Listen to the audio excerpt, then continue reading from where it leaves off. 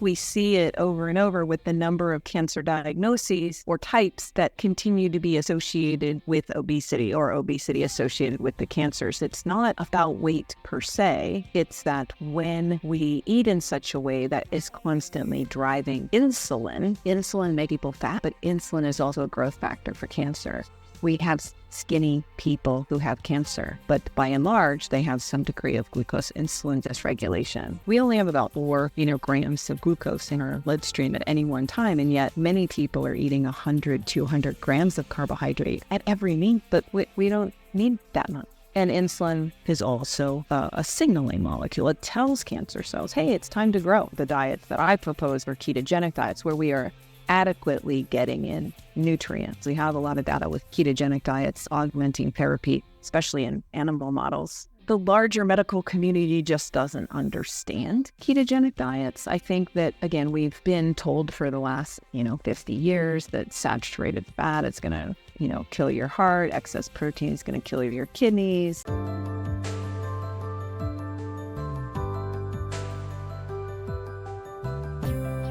Hey there, welcome to the Happy Habit Podcast. I'm Matthew. I'm here every week talking health and well-being. If you're enjoying these episodes, show your support. It is free. All you have to do is like, subscribe, and share with other people. Tell other folk in your life about this podcast because they may get some value from it too. Now, I'm speaking today with radiation oncologist Dr Christy Kesslering, who has many years' experience treating patients, in particular those patients with cancer. Dr. Christy believes we should be focusing more closely on our metabolic health if we are to tackle chronic diseases. Indeed, she has seen many patients achieve incredible results and improvements in their conditions through alteration of their diets and ongoing analysis of key biomarkers of disease. In fact, we speak about insulin being a key marker itself and a red flag for diseases such as obesity and cancer. We talk about the value of low carbohydrate and ketogenic diets in treating disease head-on.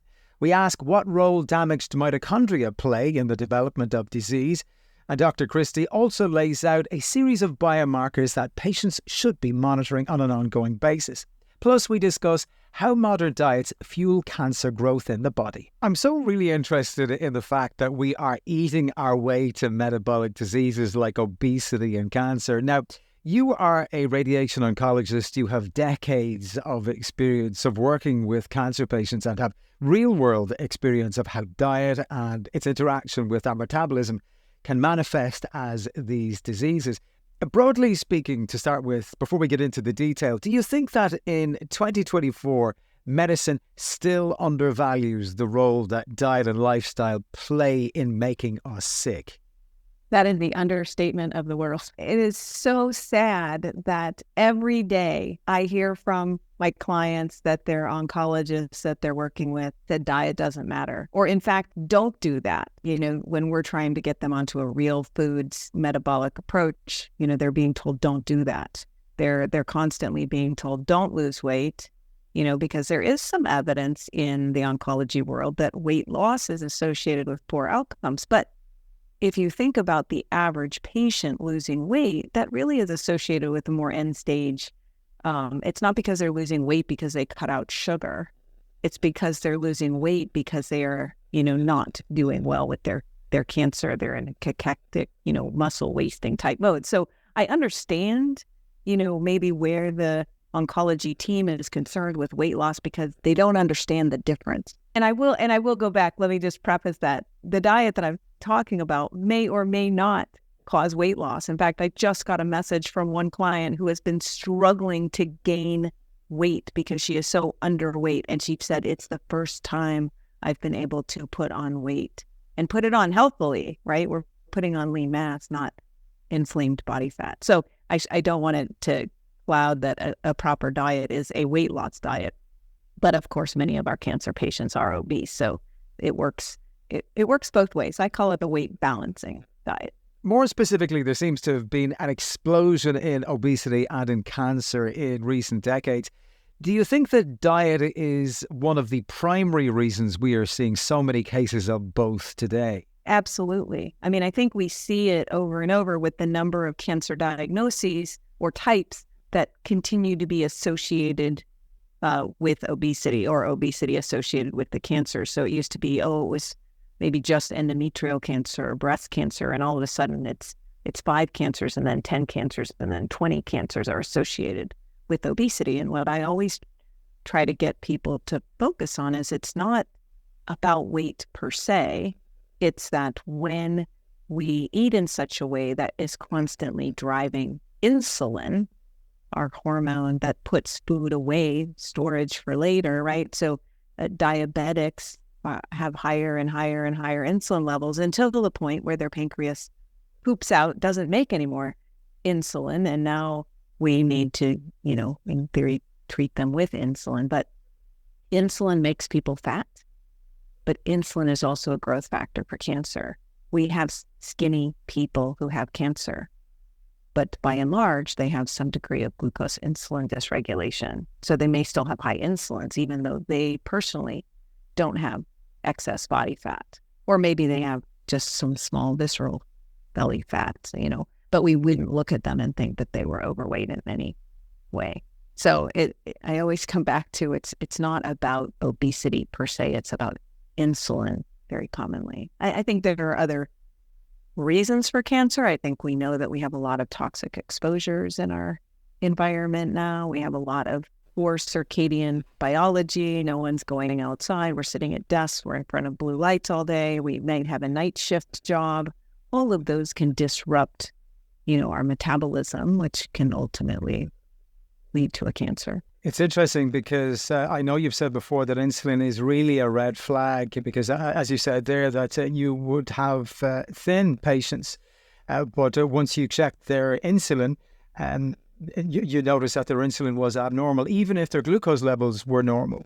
And this would be a red flag to you as far as their metabolic health was concerned. Yeah, and I will say when I see elevated insulin, I'm looking at it with a different eye, meaning that if we go to a general lab and get our insulin checked, even fasting, I call it fasting insulin, but it's just labeled insulin. It's just a matter of, are you drawing it fasted or postprandial after a meal, or when are you drawing it? But very interestingly, most labs will put the upper border of a quote unquote normal insulin. Now I'm coming from the US, so using different units maybe than you guys. But, we might say our upper border is 19, 24. I want people under 4, under 3, under 3.8. We know that lower insulins, fasting insulins, are associated with lower rates of recurrence and lower rates of mortality based on more observational data. But sadly, the average American maybe has an insulin of 9 or 10 or 11, and so we don't want to be in the lab reference range. We want to be at the lowest. I wonder if we can flesh out that association for the audience again, that link between insulin and the food that we eat. Well, and I will say this is also very N equals 1. Every person is at a different level of metabolic flexibility, meaning that maybe they can handle a little bit more in the way of carbohydrates. So let's get back to insulin. When we eat carbohydrate in particular, right, that is glucose, it's broken down into glucose. Glucose drives that insulin up. Insulin has to put away that glucose. Glucose is toxic. We only have about 4, grams of glucose in our bloodstream at any one time, and yet many people are eating 100, 200 grams of carbohydrate at every meal, but we don't need that much, right? We don't need any. Our liver can make what we don't eat, and our liver will keep our glucose levels very, very rock solid, stable. It will make what we need. And then insulin only really gets turned on. Now, we'll always have a little basal insulin level where we always have glucose being produced and we always have insulin being produced, unless, of course, we're a type 1 diabetic and we don't make any and then we take it. But basically, we will always have some low level, so little trickle going on. But every time we eat, if we include carbohydrate, and I will say there are other caveats too, but typically if we're eating carbohydrate, we will have some degree of a glucose elevation, and then we have some degree of an insulin elevation. When you are more metabolically inflexible, i.e. along this metabolic path toward diabetes, so maybe you don't have any evidence of diabetes, but maybe you are getting a little bit bigger glucose and insulin response for the same thing that you used to eat 10 years ago, and it didn't really cause much of an issue.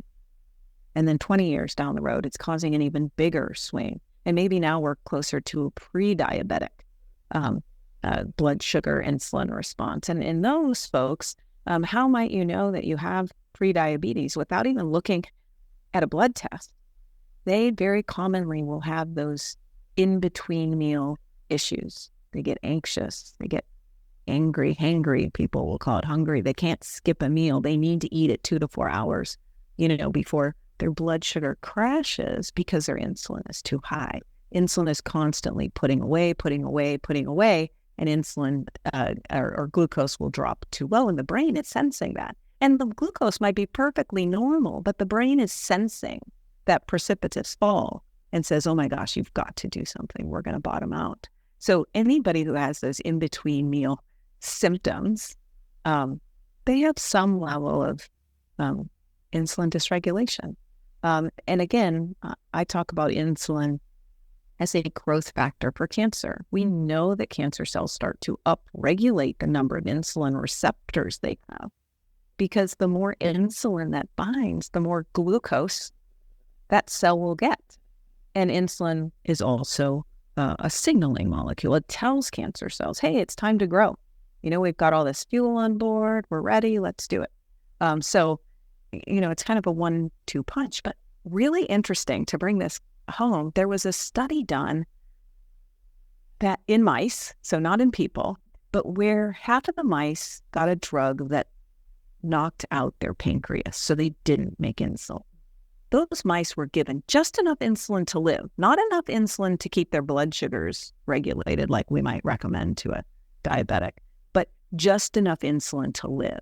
And the other group had a normal pancreas, so they were going to make as much insulin as the body needed to cover the glucose taken in. And then they were fed they were injected with breast cancer, both groups of mice. They were fed a chow diet, which in theory is a high insulinogenic diet. It makes, high glucose, high insulin. The group that had a normal pancreas and making normal amounts of insulin to cover that food choice, not their choice, that researcher's choice, but they had 2 to 3 times the amount of cancer growing. Now, the other group got cancer because they were injected with cancer, but it was so much less. And yet, if we looked, because they had less insulin on board, their glucose levels were likely much, much higher. I don't remember seeing the numbers, but you can imagine that if you were only given a trickle of insulin, you're not covering all that glucose. So their glucose was really high and their insulin was really low, and their cancer didn't grow like the other group. And I've actually seen that in clients as well. Well, from mice to the real world with humans with cancer, I wanted to ask you about that. Stage 4 cancer patients receiving palliative chemotherapy, and you've put them on a particular diet and they've seen marked improvements in their condition, albeit not a cure, but a substantive improvement nonetheless. Could you talk to me about this? That's one of my really interesting stories. Is I have a client who has a stage 4 ovarian cancer, right? That's a scary cancer for most people. And she was to the point, and I should go back, she was an insulin-dependent diabetic. So her pancreas was not making very much insulin, but she was taking insulin according to her sugars. And yes, she was eating too much carbohydrate. But she was to the point where they didn't really have much left for her. They kind of said, you could do this one last chemo round. You could, go to hospice. What do you want to do? And she's like, I think I'm just going to be done with you all, So she stopped all of her conventional therapy, but she also stopped her insulin. She still is making insulin. Her insulin now is actually in a healthy range. Her sugar is still quite high, and she's still working on optimizing her diet. But just by stopping her insulin, her tumor markers started dropping.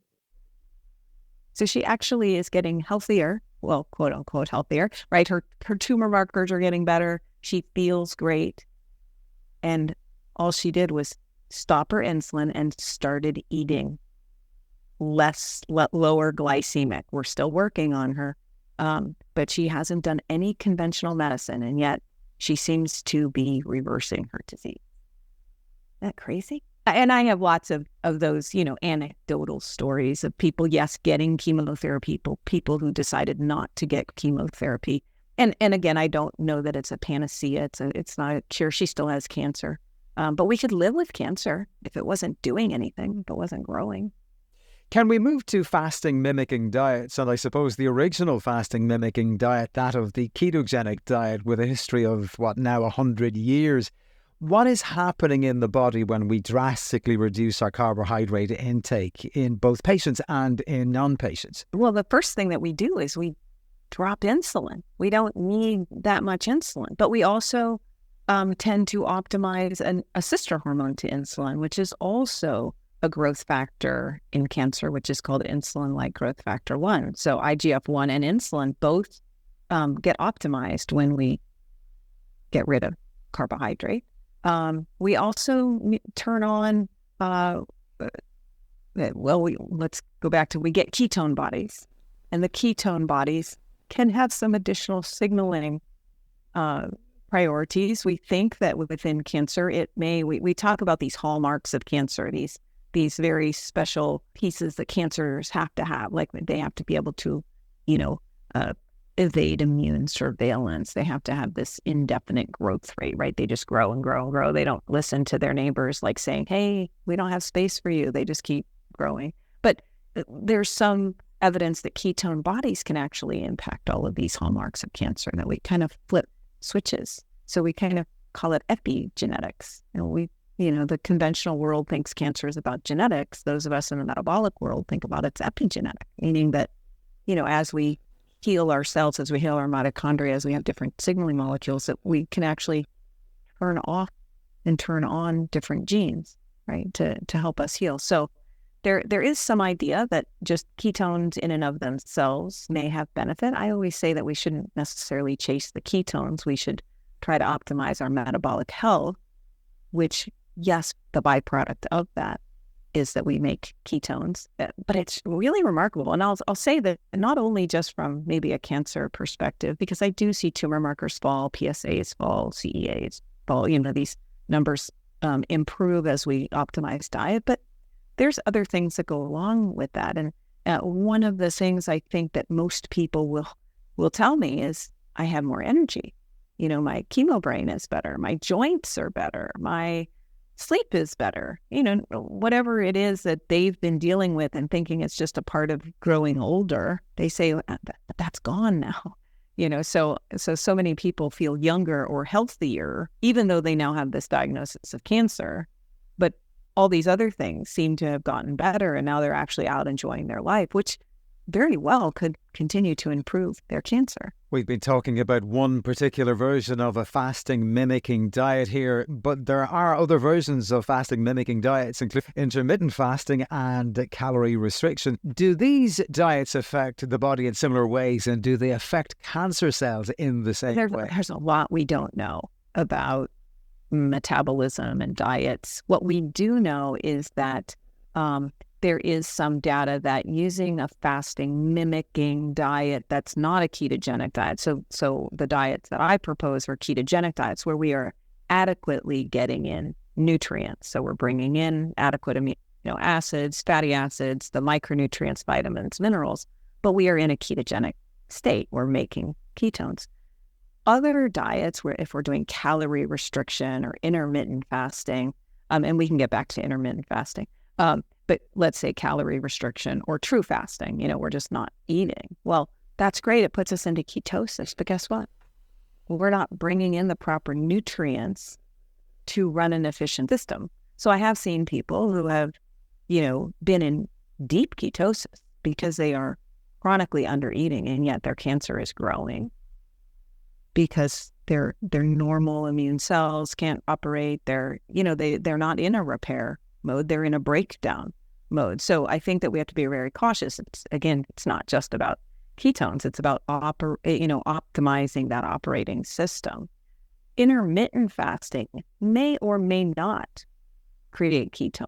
I have some people where it takes days to get into ketosis in eating properly. 13 hours, 16 hours, 18 hours, it's not going to do it.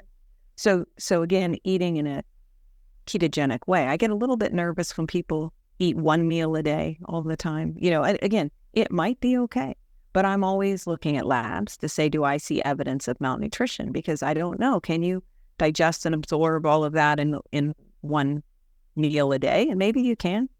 Maybe we can't. Most of us have, sluggish digestive systems because we're constantly running in fight or flight. We're trying to eat in a car on the way to work. We're, eating on the way to kids' practice. It's like we're never just sitting down, resting, enjoying eating. So, and I shouldn't say never, but less commonly in our busy day-to-day world. So when I'm talking about a ketogenic diet, I'm almost always talking about a ketogenic, optimally nutrient-dense ketogenic diet. Now, I may incorporate a little bit of calorie restriction or intermittent fasting, especially around chemotherapies. We might do fasting in conjunction with chemotherapy because there is some data that either calorie restriction or water fasting around chemotherapy can improve toxicity profiles, probably augment therapy, because we have a lot of data with ketogenic diets augmenting therapy, especially in animal models. So I think that there's a few human studies. I think that we just have to be a little bit careful, and that's why I tend to use labs, not just eat this diet, because I have some people who think they are doing everything right, and then we get labs and we see red flags saying, are you actually getting enough protein for you? Maybe you're not digesting and absorbing that protein. I don't think you're actually eating enough fat or enough calories. Like I'm seeing evidence of, maybe calorie restriction. I'm seeing evidence of maybe micronutrient deficiencies. So I think we just have to be a little bit cautious in how we define things, and everything gets a blanket term and we all think that's the same thing, and they're all very different. Do you think the potential to suffer from a nutrient deficiency when people are on these fasting mimicking diets is one of the main reasons why the larger medical community pushes back against their use to treat metabolic dysfunction? The larger medical community just doesn't understand ketogenic diets. I think that, again, we've been told for the last, 50 years that saturated fat is going to, kill your heart, excess protein is going to kill your kidneys, that, you name it. They've been told they think they're nutrient deficient because we've been told so often that, we get all of our vitamins and minerals in fruits and vegetables. But there's far more nutrients, bioavailable nutrients in animal-based products. And most ketogenic diets will include some degree of, fruits and vegetables, maybe some berries, low glycemic vegetables, etc.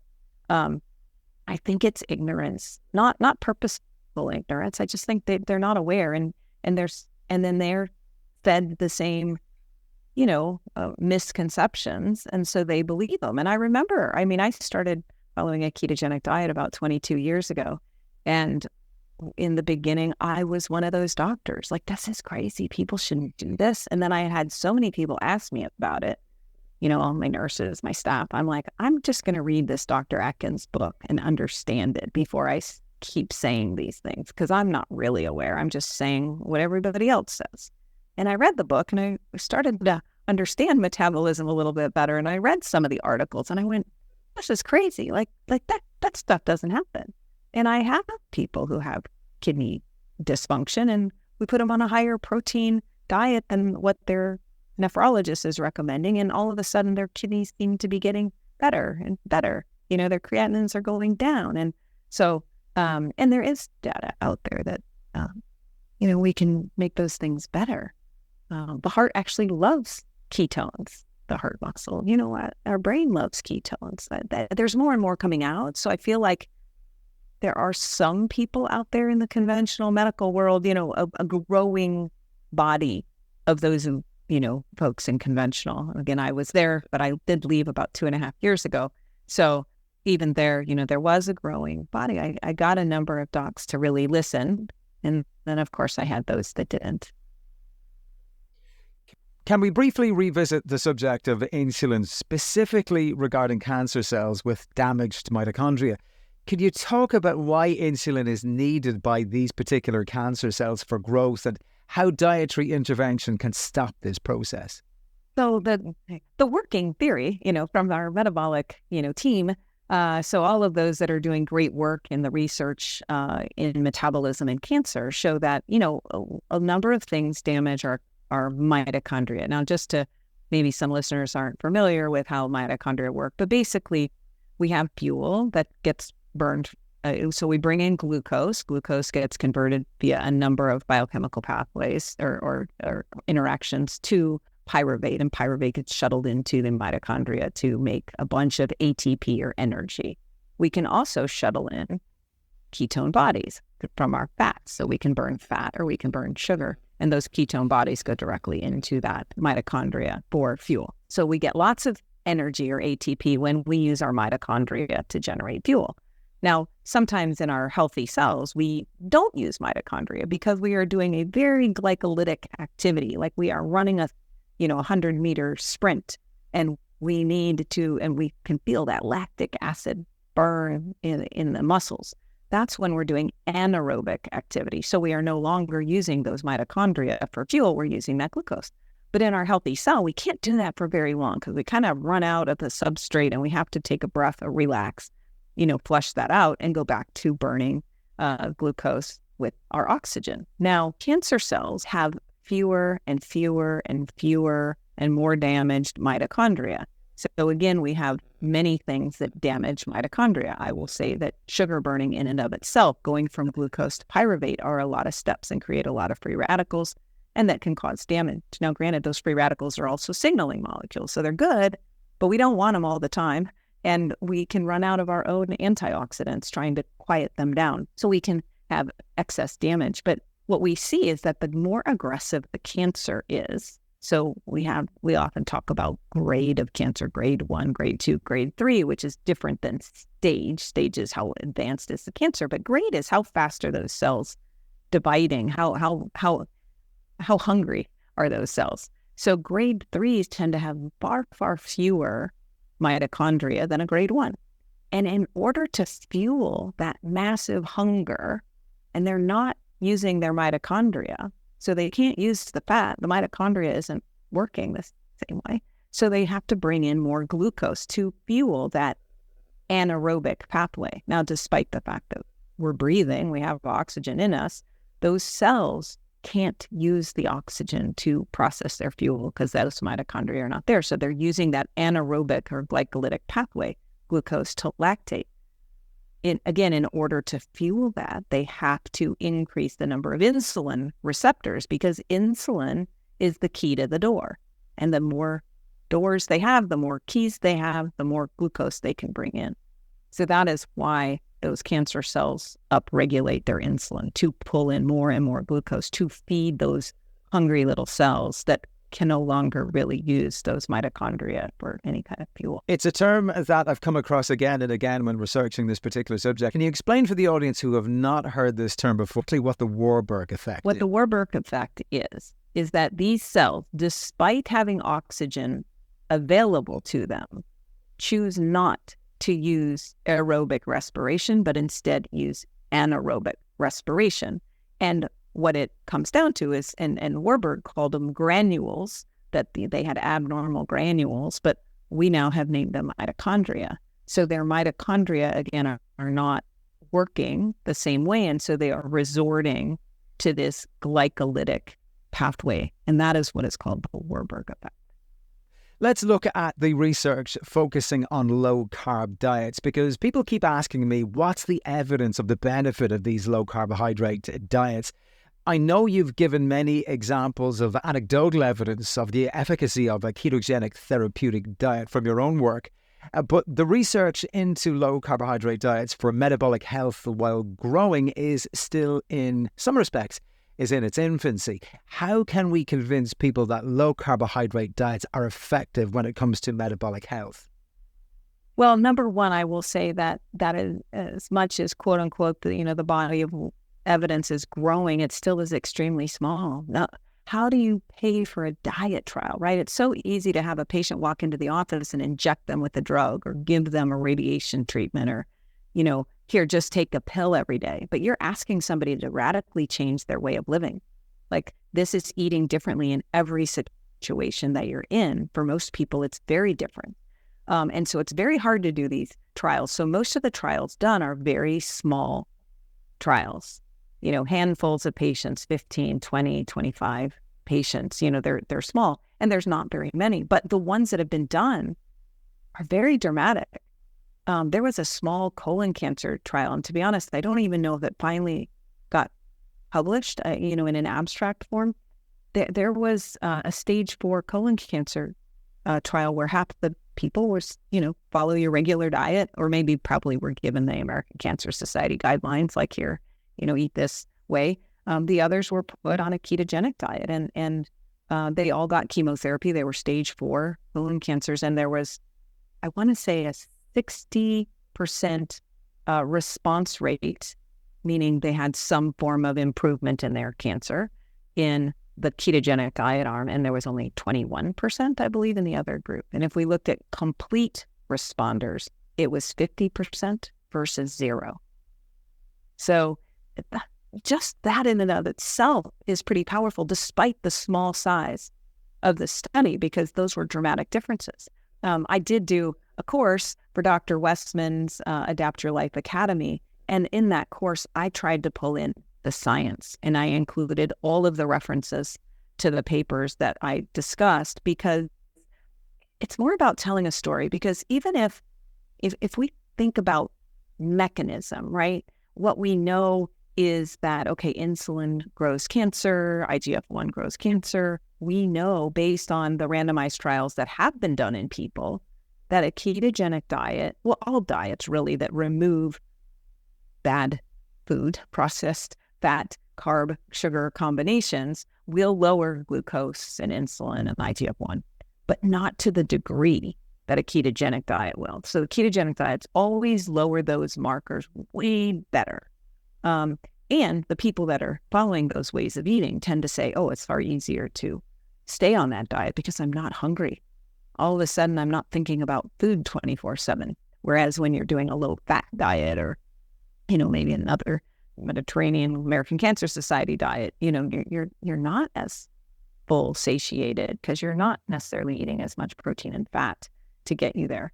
But there are quite a number, again, of trials that have been done, but they're small, and they are growing. But it's hard, again, to not only to get the funding, right? Because all the other trials are funded by pharma. They're funded by, maybe we get NIH or somebody to fund stuff. But most of the time, we're relying on dollars to do these trials. And if we don't have the dollars, and I remember, when I was back in conventional medicine, we tried to get a trial put together, and we got denied, no, we're not going to pay for that trial. And I feel like that's really where the struggle is. And so it does come down almost to anecdotal.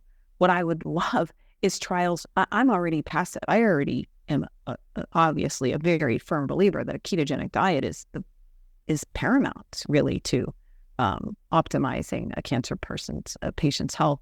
But I want the nuances. What is it if we do a ketogenic diet, plus or minus fasting at chemotherapy? Because is it really about the fasting, or is it really just being in ketosis? Can we, I want to already get down into the nuances and the nitty gritty, and we haven't even gotten past, step 1. But there are more and more, I think, conventional oncologists that are thinking about it, that are acknowledging metabolism. But guess where they all want to go? What medicine can we give that will mimic this, right? What drug can we give that will do this? And it's not, a ketogenic diet is so complex. It is doing so many different things all at the same time, and different things in the cancer cells compared to our normal cells. And I don't think a drug will ever do that. And let's move from diet to biomarkers. What kind of tests should people be asking their doctor for? Because you've said that the standard biochemical panel or range of tests performed probably doesn't cover the biomarkers you are interested in. I'm talking about things like insulin, IGF, and lactate dehydrogenase, to name but 3. Can you talk to me about this? So yeah, definitely those are ones that never get tested. Even if a patient asks for them, they often get declined. or the ninth. So I will get insulin and IGF-1, again, trying to put it into a, where's that sweet spot? Where's that Goldilocks place?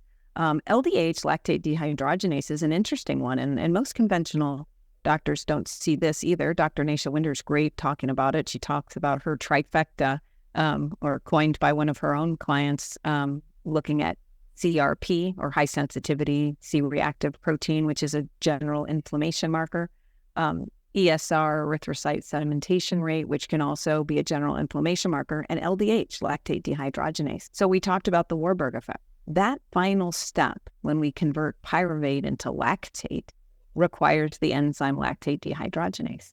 So in theory, if you have many, many, many cells that have mitochondrial dysfunction, and I shouldn't say, that many, but if we have upregulated that path, we are making more glucose to lactate, we will upregulate lactate dehydrogenase. So it's kind of a very subtle marker.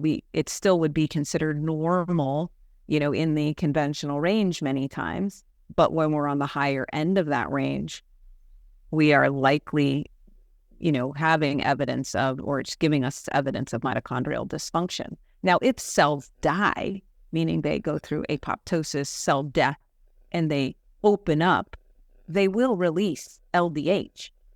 Interestingly, LDH is used for some of our cancers as actually a tumor marker, because it, in some of the lymphomas and such. But so LDH will use, to say, where are we in that mitochondrial health? Now, granted, you can have cancer and have a normal LDH, but it usually means that your tumor burden is very low, or that you kind of have control of that cancer. It's not going anywhere. If we see a chronically, ticking up, that's suggesting that we're having progression or further mitochondrial damage. So it is a neat marker to use, again, looking at very specific ranges. But I'll look at other inflammatory markers like ferritin, fibrinogen. I'll look at uric acid. There's a lot of talk on uric acid out there. It's a really interesting marker as well. Maybe more along the fructose pathway. Fructose can be quite damaging, but doesn't always have the same insulin impact. I will look, of course, at vitamin D levels. I actually also look at LP little a, lipoprotein little a. I can see that quite elevated in people who are very, highly taking in polyunsaturated fats, even really, really high levels of monounsaturated fats. Now, there's less data. There's a mix in the literature, whether or not, they're not very consistent. But I think that what I see consistently in my clients is that when we reduce the unsaturated fats and prioritize the saturated fats, we actually see lowering of LP(a). So lots of different tools that I use, and I'll take all the regular stuff. We'll look at triglycerides and HDL. Those are great markers to help us decide on insulin resistance, and even doing a triglyceride glucose index. So everybody has triglycerides and everybody has glucose usually in their annual markers, and that's a calculation that you can find online. So you could easily get a triglyceride glucose index and a triglyceride HDL ratio, and you have two of the three insulin resistance scores that I look at. I look at vitamin D levels, and then I look at their regular labs. So, like, we'll look at platelets. That's a inflammatory marker. We'll look at hemoglobin, hematocrit, look at MCV, MCH, MCHC. Those can tell us a little bit of nutrient deficiencies. We'll look at calcium and sodium and potassium and magnesium, and those can tell us deficiencies or excesses. Do we need to bring in more K2 because calcium's too high? There's lots of little things that we can see in our labs if we know what to look for. Well, there's plenty of biomarkers there for you to keep an eye on if you're looking to take control of your own metabolic health. I spoke with Professor Thomas Seyfried, who the audience will possibly know. He's one of the big names in this area of cancer metabolism, and you'll know him yourself. And when I spoke with him, I got a sense that he was exasperated with traditional medicine, in the sense that they were so focused on cancer, for example, being of a genetic origin, and they were really discounting any metabolic component when it came to the development of cancer. I sense a degree of exasperation in you too. I'm just wondering, are you hopeful at all for the future that medicine, mainstream medicine, to use that term, will be more open to embracing the metabolic component of disease? Well, we have to remain hopeful, right? And so yes, I am still hopeful, but I do realize if we look back in the history of medicine and going against the grain a little bit, to bring out these, and that's what's so great about science and conversation. Like we have to be willing to talk to each other, right? Like, why do you think that? And why do you think that? And what about this? And what about that? But it's when you get shut down, that it gets very frustrating.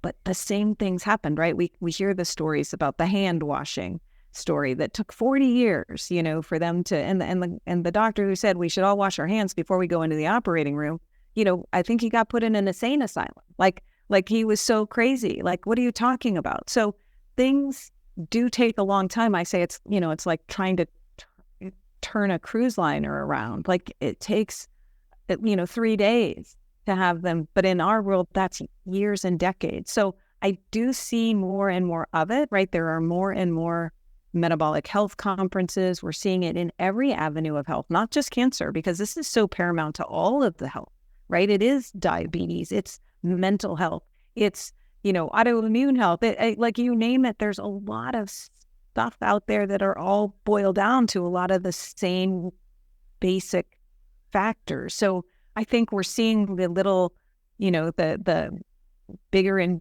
the more conferences that are out there, the more low carb keto conferences that are out there, the more specialties that start with their own. We have Georgia Eat in the mental health world, and metabolic nutrition for psychiatry, and Chris Palmer. So there's so many great voices out there. And the sad thing is again, I think that what I absolutely come to learn, that conventional medical world is so pharma driven, and a ketogenic diet lifestyle is not in line with pharma. And so it really, I believe, is going to end up being a grassroots thing. I think that the more people that start demanding it, the more, but it's really sad that I have clients that go into their oncologists and want to have that conversation, and they get shut down or they get berated. I'm surprised that there are doctors still like that out there, because the doctors that I worked with were so compassionate and always wanted to be team members, part of that patient's team. And what do you want out of this? And what can we do that we both feel comfortable with our treatment plan? And then I hear these stories where it's just terrible. So there's good apples and there's bad apples. And I hope that the good apples just keep growing. Because I do see in my own groups that, the number of people that are enlightened continue to grow. But it's trying to get the youngers, the people that are going into medical school or that are in medical school. But even then, the education is so skewed away from what biochemistry really teaches us. Can you mention your website if people want to find out more about you and reach out to you? My website is KessRx, KESSRX.com. And on that, I do have a resources page. So if somebody was interested in learning more about the science, they could take my course. They can, again, listen to other podcast interviews that I've done. And then I am so wide open that, not wide open as far as my schedule, but as far as being very visible with what I do, that I do have people can hop on, they can schedule appointments directly from my website. They can look at fee schedules. They can, I try to be very transparent so that there are no surprises, lots of questions answered in my frequently asked questions. But yes, I am quite busy. So I do book out a few months. And I wish that I had more availability, as do all of my colleagues that are in this space. We have patients who want to be seen now because they have a new diagnosis or they're not doing well. They've maybe, have a recurrence, et cetera. And we just don't have the bandwidth. We need more of us out there. And I love the fact that we do continue to educate people, and hopefully there will be more of us, and then it will become more mainstream. Well, education is what this podcast is all about. I will pop your website into the show notes for this episode. But for the moment, Dr. Christy Kesslering, thank you so much for joining on the podcast today. Really enjoyed our conversation. Thank you. Well, thank you for tuning into this episode of the Happy Habit podcast. If you're enjoying tuning in, please like, subscribe, and share with other people who you think might enjoy these episodes too. And if you're on YouTube, become a subscriber over there. We're approaching 3,000 YouTube subscribers, and you can help me get there. Until next time, stay happy.